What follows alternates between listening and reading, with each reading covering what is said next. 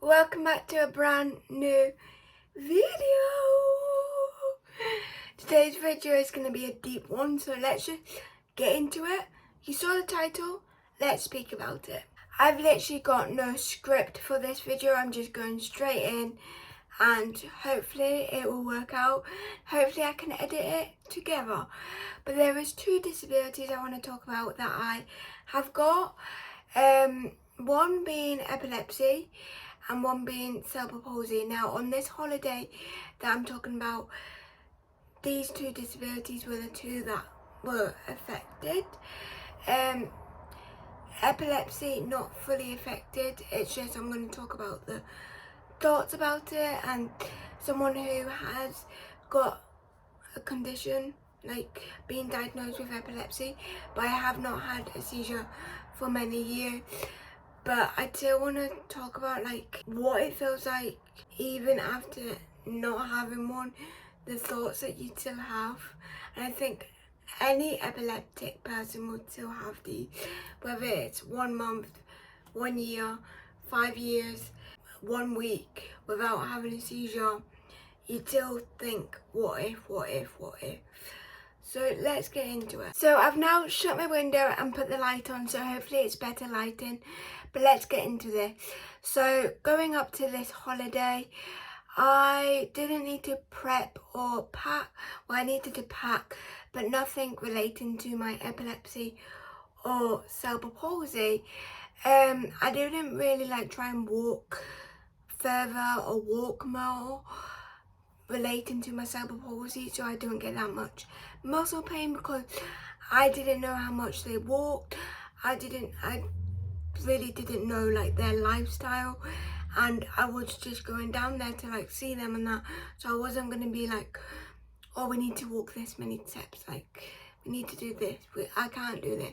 Like with me, I know with cerebral palsy everyone is different. It is a spectrum for a reason. If you did not know, that means there is different levels of cerebral palsy. There is severe and mild, and then I would personally say there's levels in between on how you get affected with your cerebral palsy. Also, there's loads of different types of cerebral palsy. I've got left side hemiplegia. It mainly affects my left hand physically, but this week my muscle pain was highly affected, but it's just something that I dealt with along the way, and that's what we're going to talk about first. So the first day we were traveling all day, and if you did not know, when someone with cerebral palsy sits in a place for too long or like a position for too long, their muscles can start like cramping up in a way, like going tight. Also at night, well, I don't know if it's with every cerebral palsy person, but I got told by doctors that my muscles can't relax because of my cerebral palsy. So when an able-bodied person go to sleep, their muscles relax, mine can't, and that is the time that I mainly get the pain, is at night, because that's when I'm trying to relax and my muscles can't relax. So on the first day, I was actually all good. We drove, we had like two stops, like 2 breaks, so that was enough for me. Like it was all good, my legs weren't hurting. The only thing what was a problem was getting in and out of the car, because my friend's boyfriend has one of those cars that it's just one door, but my friend Stacey and her boyfriend were happy to help me in and out of the car.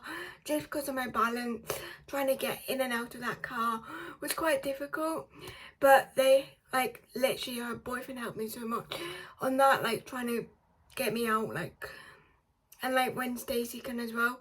Stacey couldn't help me that much because we both have like kind of balance problem, so like trying to help a person who has balance problem to a person who has balance problem, it's kind of difficult. So her boyfriend was helping me in and out of the car whenever we did have them breaks. so I didn't fall over at any point, luckily. But the first day was all good. My legs weren't hurting even though we did go shopping on the night.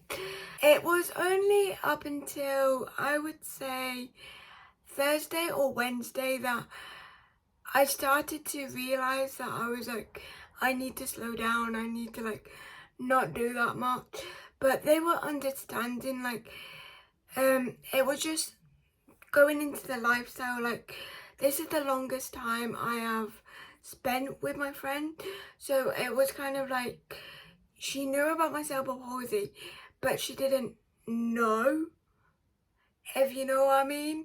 Like, it's like people online, like, you could say you've got cerebral palsy, but like, they don't really know the ins and outs of it.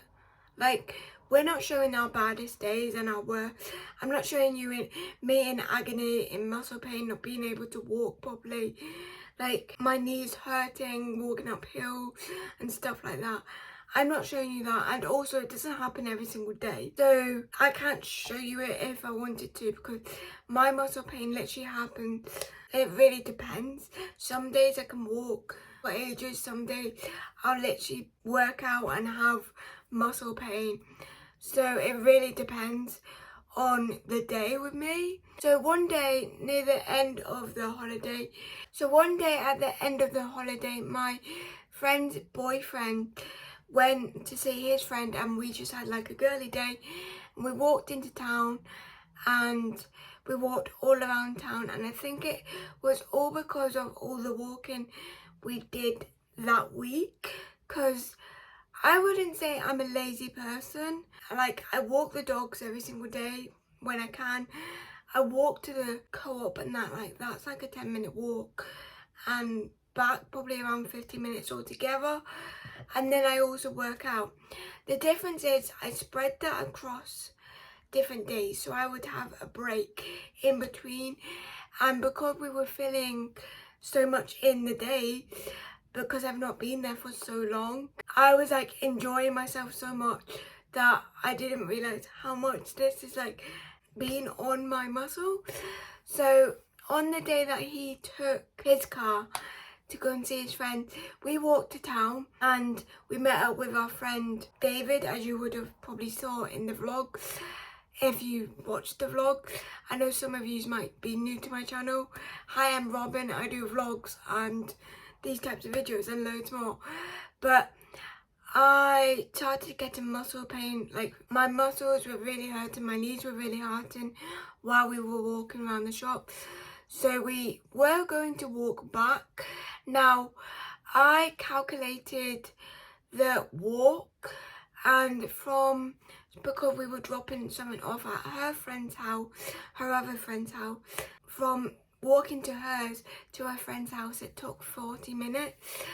And on that day, altogether, even though we did not walk back, I did about 16,000 steps, and that's the most I have ever done. I think I've done 14 or 12,000.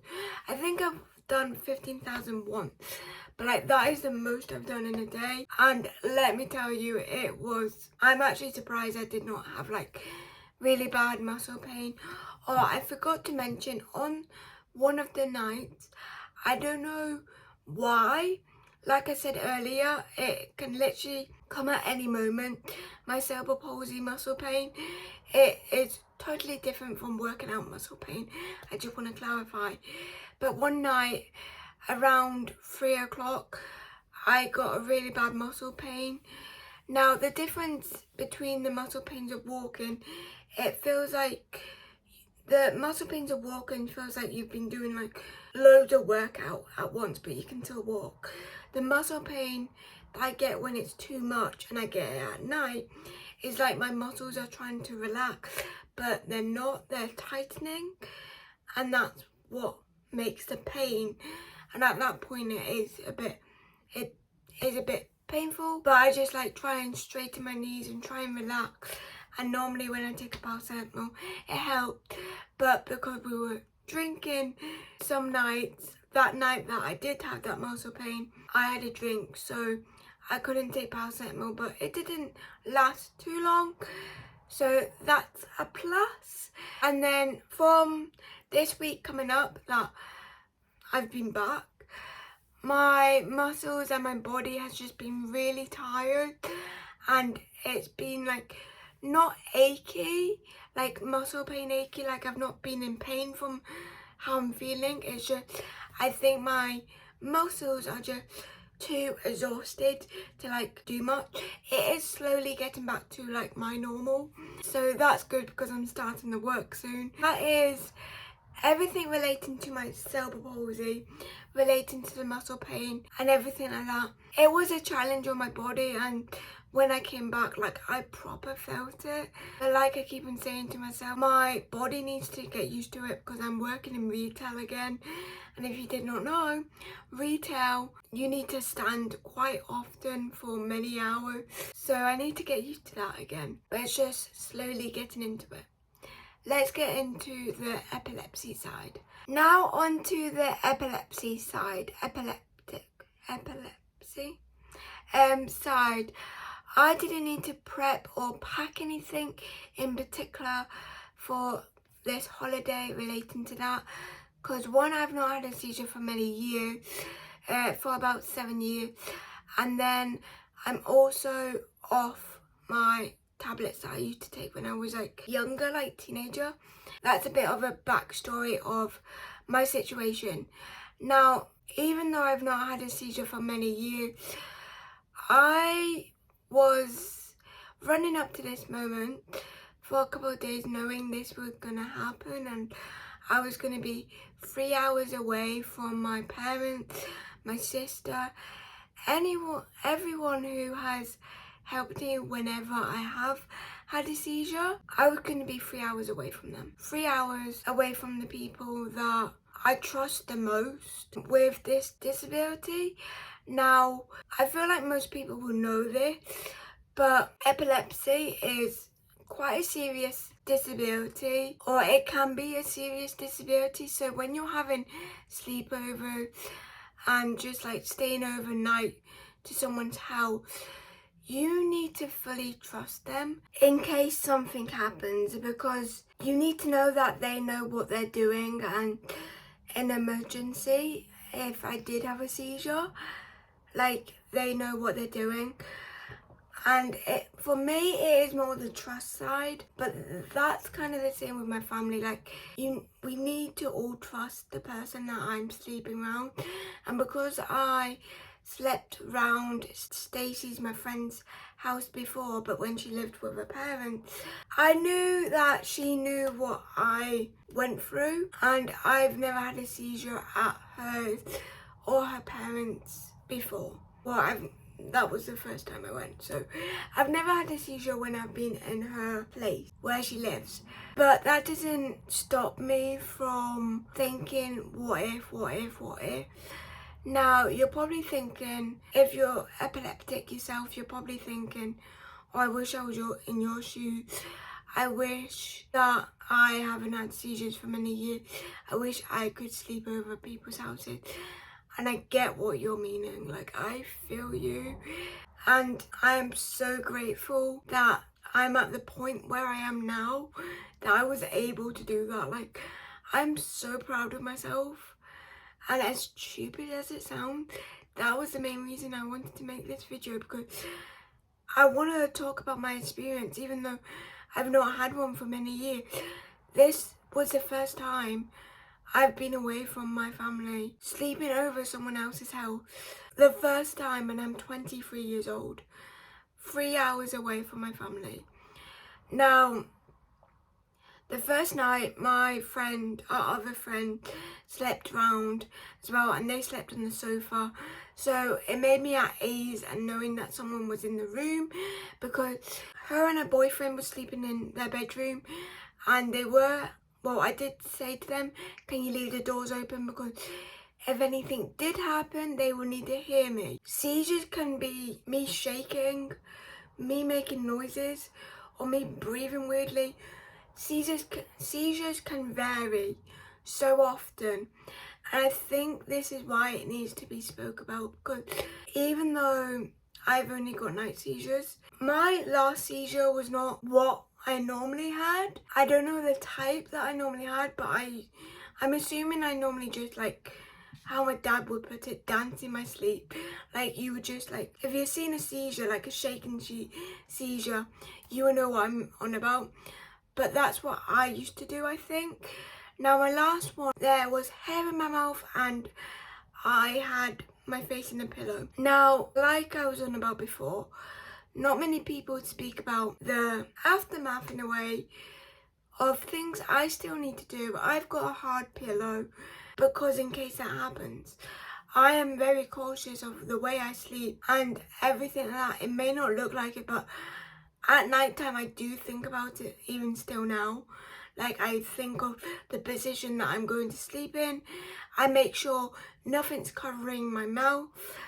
And I make sure that, especially that week, I would proper focus on trying to not get a headache, like knowing my limit, especially with my epilepsy. I was not mucking anything up. So I was trying to go on my limit of like, I don't drink that often anyway, or drink that much anyway, but I was more cautious this week. Of course, I had a good time and I did like drink a bit and stuff like that, but I was just way more cautious than I would probably be if I was at home, just because again I was 3 hours away. So if anything did happen, I literally, what if, it's literally like a what if moment. And I know this is kind of morbid, but seizures can kill people. And not saying I thought I was gonna die if I did have one, but for it being the first time I was away from my family for that long, that is why you need to trust that person on like, okay, what if this does happen, what are you gonna do? It's literally a serious situation. It's not you can laugh about it after, but in the moment, it's literally like, okay, we need to call 999, blah, blah, blah, blah. You need to know my medical, you need to know all this. So, like I said earlier, luckily, Stacey, my friend, knew I had a heart condition. She knew I had epilepsy. She knew I had this. So if that did happen, my life would be in her hands. And I want to put on the point of like, I don't want to put this as a downer video. I just want to try and educate people on, even after not having seizures for many years, the person who has epilepsy, like myself, we will always think, what if? And that's gonna always be a thing with me.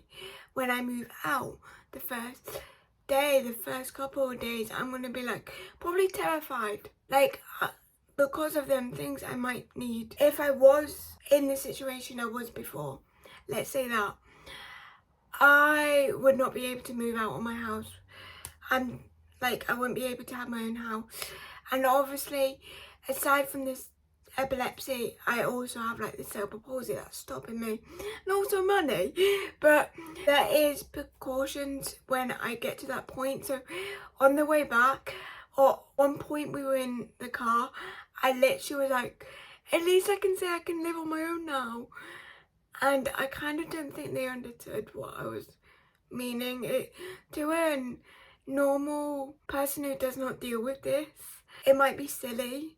Like, oh, you can live on your own now, like, you're 23. No, it's literally the simple things. Not many people are scared of what if something happens when I sleep round? What if this happens? What if? Like, I know I keep on saying, what if? But it's literally, it's like that. And I just want to end this video off on a positive, even though I hopefully have educated you guys on, yeah, you can be seizure free, how you want to put it. By the end of the day, you're still diagnosed with epilepsy. Last time I got a checkup, I got told there is still a small chance.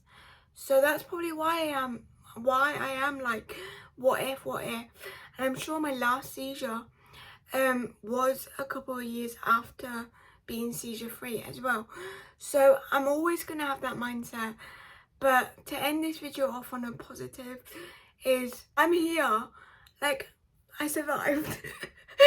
As weird as that sounds, like, I didn't have one, and as stupid as that sounds, even though I've not had one for many years, I was really worried. And I'm just glad to say that I've slept 3 hours away from my family and I've got epilepsy. So if this doesn't educate you and you're watching this this doesn't educate you as an able-bodied person, I just want to also say, well, I'm hoping it does educate the able-bodied people, but also to the people who have epilepsy. I know not every single epilepsy can be seizure free.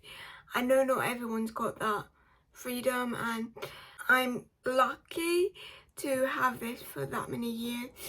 But I just want to say little things I'm still cautious about. But this is just your reminder, it does get it better. You will be able to have that sleepover one day. You will be able to do the things you want. If you put your mind to it, you will do it.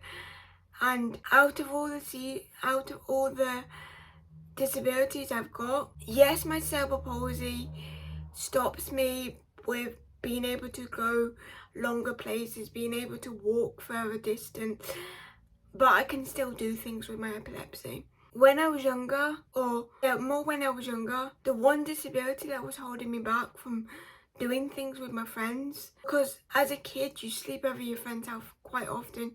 You have sleepovers pretty much all your childhood, and I had about probably 3 or 4. I didn't have that many because of my epilepsy. So being able to go to my friend's house, sleep over my friend's house, and still be seizure free. Touch wood, touch wood. But I just want to say I'm not bragging here at all. I just wanted to talk about my experience. And yes, there was times that, especially with my cerebral palsy, that it was no, I need to have a chilled out day. I get that we're doing a lot, but I need to have a chilled out day. But also, I would say most nights I was thinking, okay, I need to sleep this way. More than often, I need to sleep this way so I don't do that. I need to sleep this way so this doesn't happen. I need to get my sleep at this many hours. Blah, blah, blah, blah, blah. So it doesn't happen, because for me, stress and tiredness can cause that. So I was just thinking about it way more than normal. So even though I am, and I still am, seizure free, I just want to say that for anyone who has got epilepsy, I understand how you feel. I had a complete different childhood because of being disabled, but here I am now. Be proud of the moments that you can have sleepovers, and this might just educate people on disabled people miss out on the basic things. So simple things like this, I came back and I'm really proud of myself. As stupid as it may seem, I'm proud of my body. I'm proud of the body that I am in. I'm proud of what my body did not do. But I hope you enjoyed this video. It's going to be a really long one. Well, hopefully not after I edit it, but you will see how long it will be. I just want to educate people and kind of tell people that even though your disability can put you down, and being disabled is not a bad thing, but also it's not all sunshine and rainbows as some able-bodied people think. We do think about things more often than we should, and we would rather not, but that's just the type of lifestyle you have when you have disabilities. And I'm assuming this is with every disability. You always think, what if? But on a positive note, I am still seizure free, and I did a sleepover for a week, 3 hours away from my family. So that's gotta give. If you're proud of me, give this a like. That's what I would like. If you're proud of me, give this a like. And I feel like this is just gonna come off bragging, but I really don't want it to. And I'm sorry if it does, but I feel like I wanted to speak about this because I don't normally go this deep in depth of my disability, but here we are, getting closer and closer with you guys. But I hope you enjoyed this video. I'm going to try and edit this tomorrow, so the time that you're seeing this hopefully is on Sunday, 5 p.m, or whatever time it is there for you, because I know I have some people who wake up at the time that my video goes live. So morning, good afternoon, or if it is 5 p.m. for you, hope you have an amazing dinner and have an amazing night. Hope this educated you or just entertained you. I don't know what my purpose is of this video is, but I hope you enjoyed it either way. Bye!